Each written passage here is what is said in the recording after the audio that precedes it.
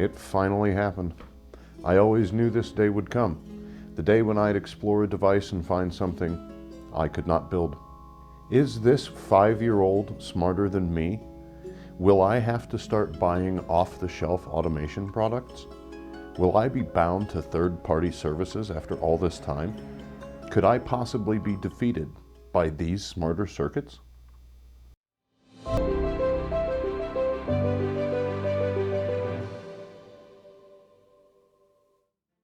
Welcome to Smarter Circuits. I'm your host, Ian Klein.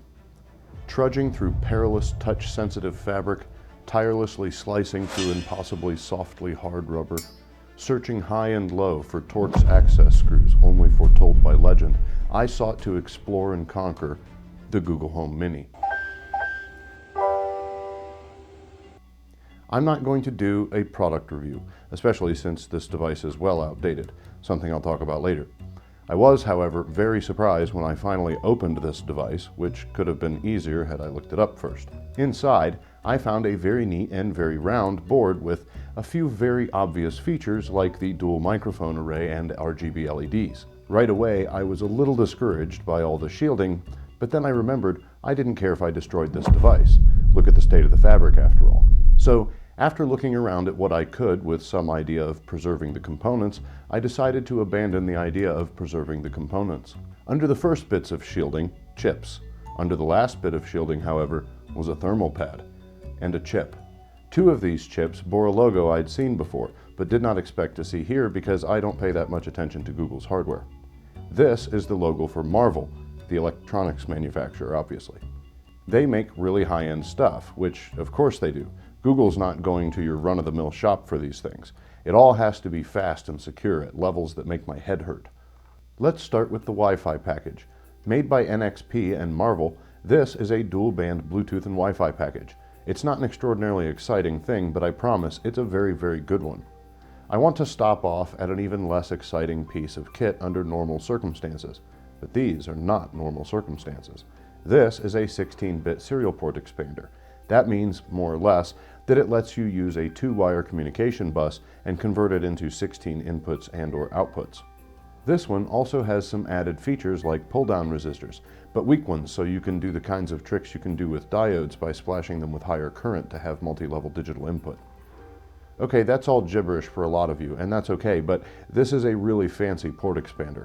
I have tons of these, the MCP23017, a very common chip for guys like me. But this chip is in a class of its own, and I suspect it's only there to control the LEDs. Super smooth LED action. Super smooth. Now, there are a few other components on here that I smile when I see, like stopping off at the peaceful village at sunrise right before you scale the treacherous mountain in search of the Dragon's system on chip. This is the trusty and faithful Texas Instruments 5720 20-watt mono audio amplifier, joined by a host of high-quality smoothing components, which really does give this thing an admirable audio quality. I can't deny that.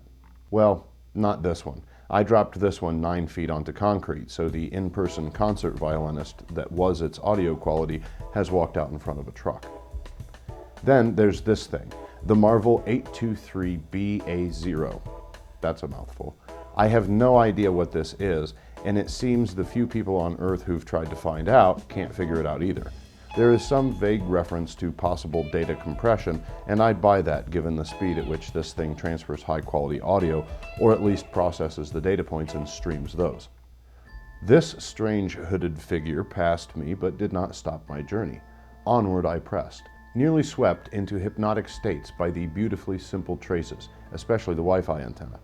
But all this high-end accessorizing must mean that something sinister must lurk, something driven by dark magic. That something is this, the Marvel Armada DPU. It's a Cortex-based 64-bit quad-core processor, 1.4 gigahertz if you're into that sort of thing. But this isn't an ordinary ARM processor, no. They call it a data processing unit for a reason. You see, Marvel makes superheroes. No, not those ones, these ones. This is an ASIC. It is a chip that is designed to accomplish a very specific task without all the fluff of a kernel and such. It can do complex math at ridiculous speeds, which is why so many cryptocurrency miners use them. But that's not where they came from. They have been around for a long time. Industrial and commercial concerns really don't want the overhead of pinball in their word processors. They want skeleton functionality. That's what Marvel does, and boy oh boy do they do it well. There's a massive list of features on this, so let's just say I cannot, without spending hundreds of dollars, come close to its clock speed. I'll never touch its data processing or security capabilities. This thing is a beast. I am tapping out. Wait. No, I'm not. What is wrong with me? Smarter doesn't mean complex. It means smarter. This device is out of date. Why? Why is it out of date? I can make a device that will listen to my commands and relay them to the necessary components in my house. And I can do it without third-party services. In the next video.